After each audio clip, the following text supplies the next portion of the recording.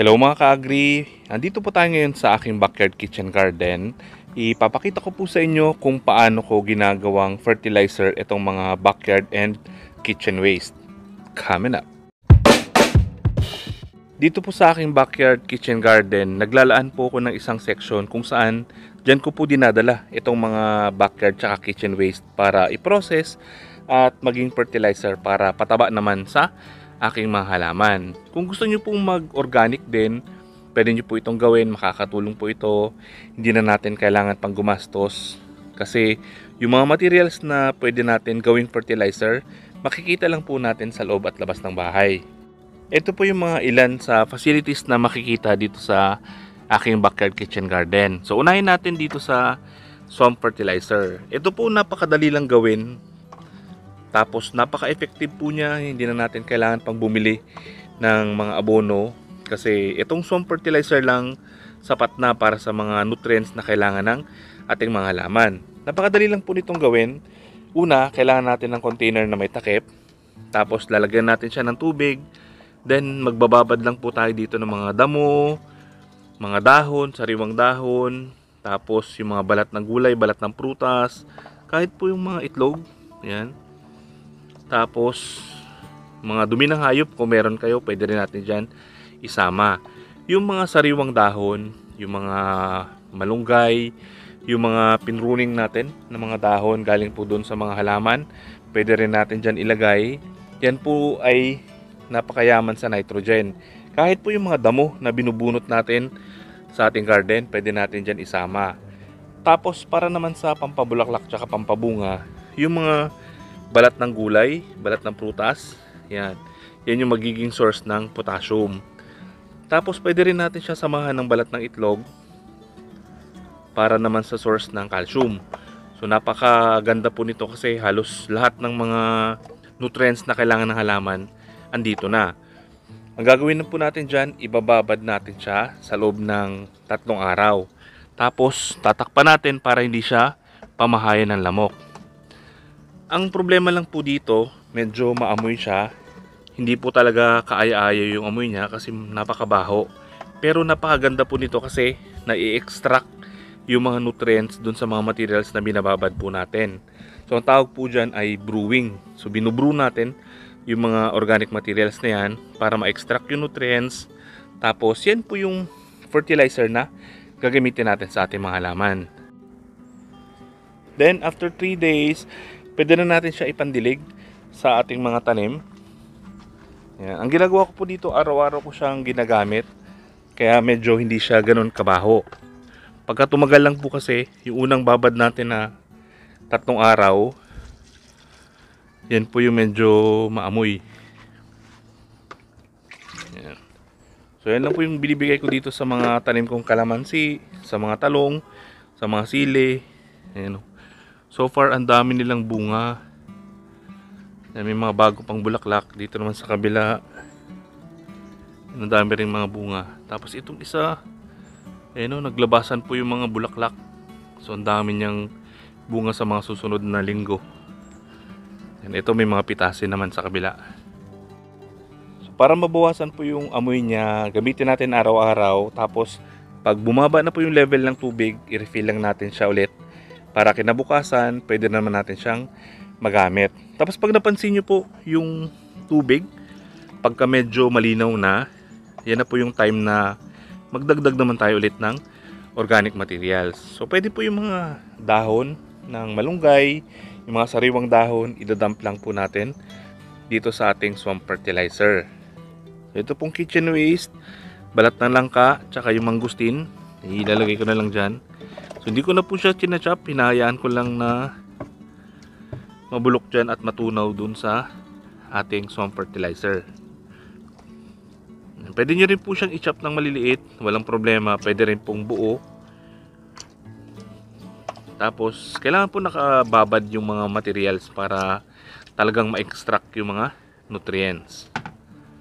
Tapos pwede natin siya samahan ng dahon ng malunggay. Dito sa aking backyard kitchen garden, marami akong malunggay. Paikot yan sa aking garden.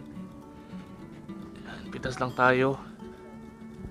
Tapos ihulog natin dun sa ating swamp fertilizer.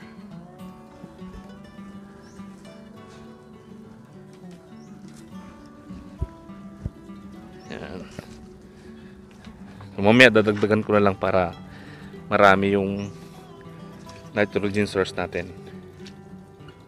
So after natin malagay yung mga materials, takpan natin para hindi siya pamahayan ng malamok.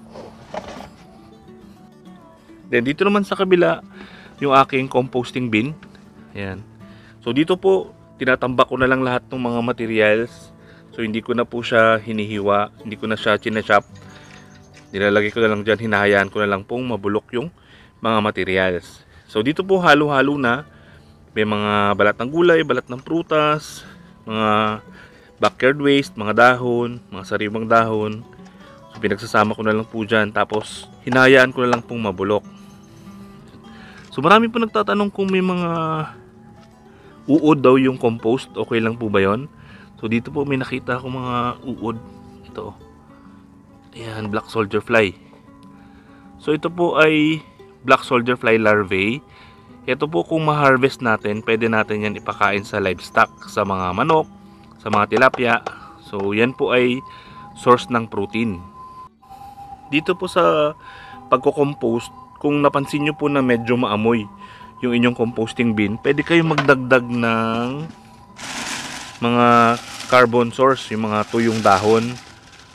Yan, lagyan nyo lang siya para mabawasan po yung mabahong amoy dun sa inyong compost. Pwede rin po kayong gumamit ng egg tray, yung karton. Pwede rin natin yan ilagay dyan para ma-absorb niya po yung mabahong amoy. So after a few minutes, mababawasan na yung amoy ng inyong composting bin. Dito naman sa isa, ito po yung lumang parte ng washing machine. Yan, minsan dito rin po ako nagko-compost. Nilalagay ko dyan yung mga materials, halo-halo na rin. So hindi ko na po siya binabaligtad, hinahayaan ko na lang na mabulok yung mga materials dito sa mga lalagyan na yan. Kung gusto nyo pong mabilis mabulok yung mga organic materials, i-chop nyo po siya ng maliliit. Pero kung wala po kayong time or busy, tapos medyo marami yung inyong compost, hayaan nyo na lang po dyan sa inyong composting bin, mabubulok siya. Pero yun nga lang, aabutin siya ng mga 2, 3 or 4 na buwan bago po natin magamit. Kung tuyo naman yung inyong mga materials, matagal din siyang mabulok. So kailangan po basain natin siya. Kailangan sakto lang po yung moisture ng inyong compost para mabilis siyang mabulok. Yung sakto, kapag piniga nyo yung materials, kailangan po patak lang yung lalabas doon sa materials. Hindi po pwede yung maraming tubig kasi matagal din siyang mabulok. So, tapos yung isang facility ko pa, meron ako ditong vermi, yung mga bulate. So ito po, nakain niya na yung mga sahan ng saging, tapos yung mga dahon ng malunggay, halos durog na rin. So nandyan yan sila sa ilalim.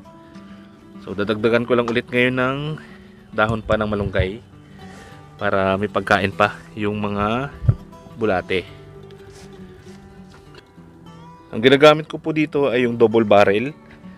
Yan, para masala ko po yung katas dito sa mga kinakain ng mga bulate. So ito po, pwede ko rin siyang i-dilute sa tubig tapos ipandilig sa mga halaman.